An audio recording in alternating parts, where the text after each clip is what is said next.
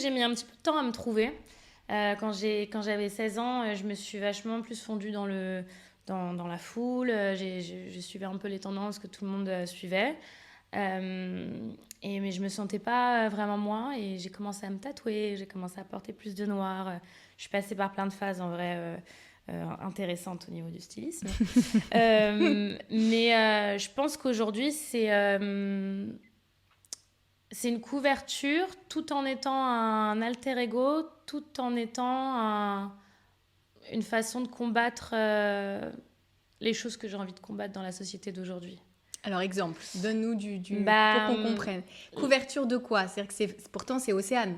c'est Océane. Mais Océane à la maison, elle n'est pas en top transparent et les fesses à l'air, quoi. Donc j'ai quand même, il y a une partie de moi qui est quand même beaucoup plus douce et même là en ce moment je m'habille un petit peu plus simplement, etc.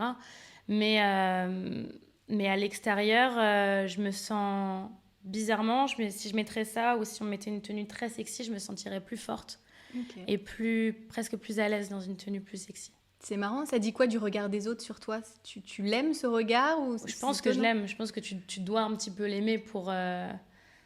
quand tu mets des looks qui attirent autant le regard et l'attention.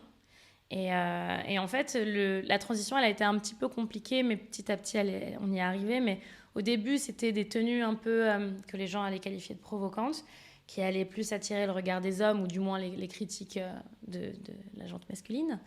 Et petit à petit, au final, c'est les girls and les gays qui m'ont donné toute ma force et qui m'ont fait me sentir super belle, en fait.